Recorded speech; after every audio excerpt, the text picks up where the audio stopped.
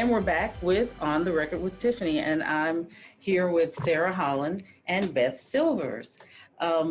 Sarah, will you tell, we didn't even get to tell our audience a little bit about you two and your backgrounds. Like, what's your political background? I mean, we already know that you're a Democrat, but tell us a little bit about who you've worked with and how the two of you, I know you're sorority sisters, but tell us about your political background and what has you. Well, I am a what I would describe as a political rat in the truest sense of the word. Politics has always been really, really interesting and important to me, and something that I was passionate about even as a little girl.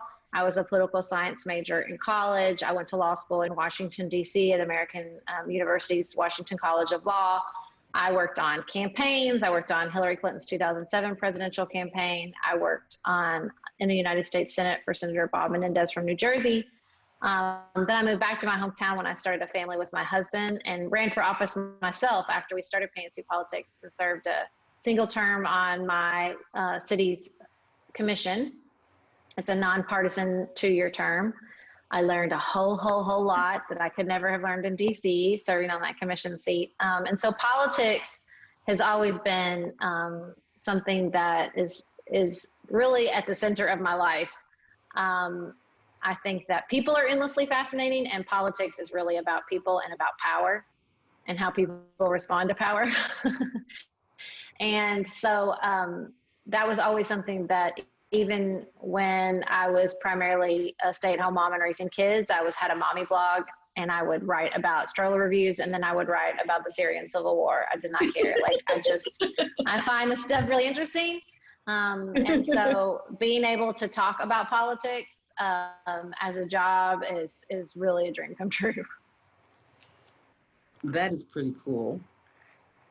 So Beth, how did you end up, y'all being sorority sisters is one thing, but what would make you go, yeah, sure, I want to open myself to talking about politics? It's a good question that I frequently ask myself. I have a very different journey than Sarah.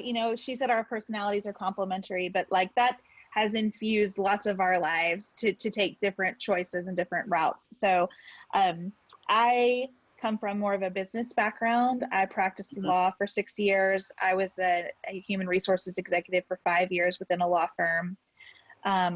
And when I came into connection with Sarah again after college, we hadn't seen each other in 13 years when we started the podcast. I was following that mommy blog of hers. I thought it was really fun that she would roll from stroller to Syria.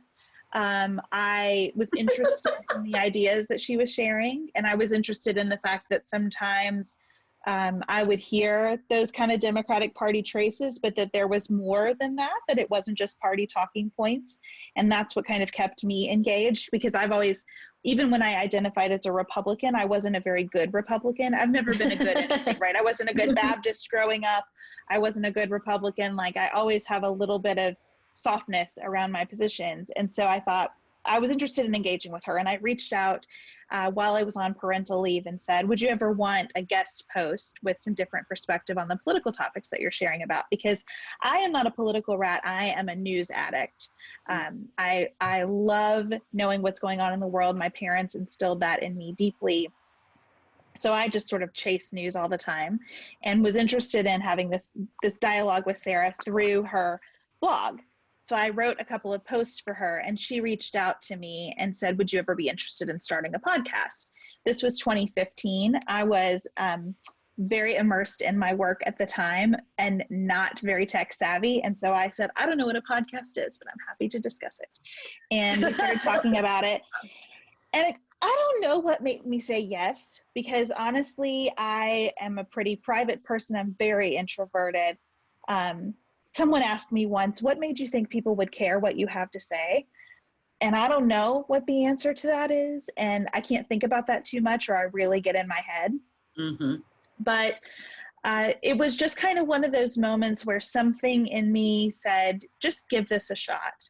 Mm-hmm. And we started talking, and our first phone call, Sarah stopped after an hour and said, we're not going to do this unless we're recording. because we have a good flow, we have good chemistry, we have good things to say. And I think what has kept me doing it is not the response to it as much as the fact that I still learn something when I talk to Sarah. I learn something about myself. I get clear on what I think. I can feel myself growing and stretching, and that's what I want to always do. And this has just given me a chance to be a lifelong learner in a format that I never could have envisioned for myself, but in one that I know makes me a better human being. I'd like to add too, like what we always say is these conversations can really help you grow. And it, you know, listening to Beth talk, it is so true that no matter if we had encountered the same success, if I felt like when I was sitting down to talk to Beth that she was just parroting talking points or trying to convince me, or that I did not feel that she was trying to connect with me, I wouldn't have stuck with it. I had a lot of points in my career that I did not stick with because I have a short attention span and high confidence, and I just don't have a lot of patience for things that I don't want to spend my life on, for a lot of reasons, psychological and otherwise. And, you know, I just think, you know, people say all the time, like, how do you do it? How do you talk politics? How do you talk news? It's so stressful. It's so anxiety ridden. And I always say, because I'm not just talking it, I'm processing it with someone I trust. That's what these conversations can do. Like, they can honestly be a source of connection and anxiety reduction because you're in with someone who is in it with you. And there is connection and trust, and you can be vulnerable and you can say, I'm really scared about this. And they can say, I am too. Or actually, I think this is a reason not to be scared. Or I think we're just going to have to keep moving forward no matter what. Like, those are life-giving. Like, that is truly like the most, it's so hard to convey to someone, but until you experience it, but it is such a powerful experience to just be in it with another person and then be able to share what you're scared about, learn from them, and have that connection, especially in the face of something as fraught as our current political environment.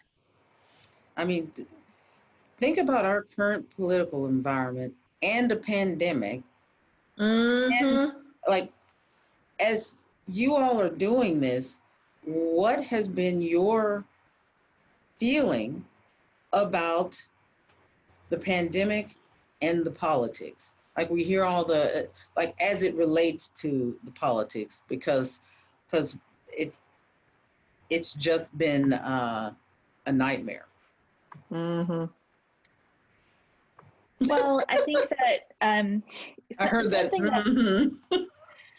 Something we keep coming back to is that the pandemic has more clearly than any speech or long read or politician shined light on the breakdown in our political systems, the breakdown in our civic spheres, the breakdown in our institutions, the way that we are stuck in so many attitudes that are harmful and destructive, the way that we are too comfortable in our lives when things are falling apart around us.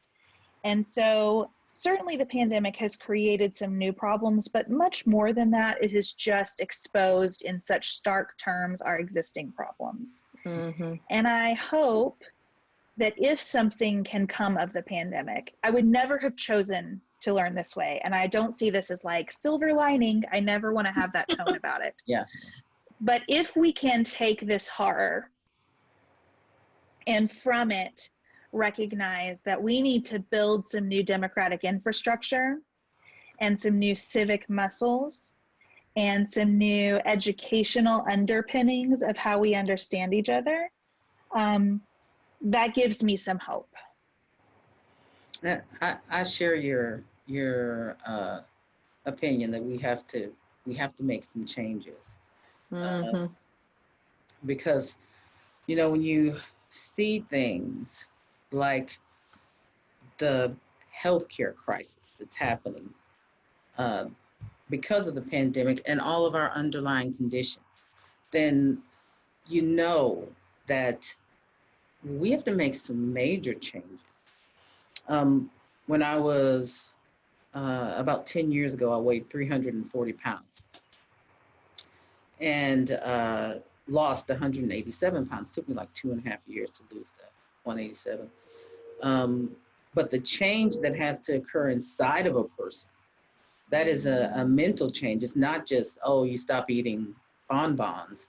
You like literally have to undertake a change in personal ethos, and you have to do some serious self-examination. Like I unplugged from television for 3.5 years, thinking that when I started, I thought I was going to unplug for like 6 months, but but it was like ended up being 3.5 years. And anyway, I say that to say what we're experiencing right now, it feels like that.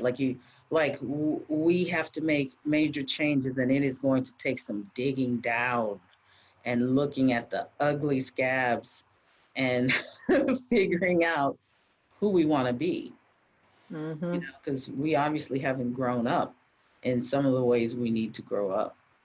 I was just going to say, we're on the record with Tiffany, with Beth and Sarah, and the two hosts of the podcast Pantsuit Politics.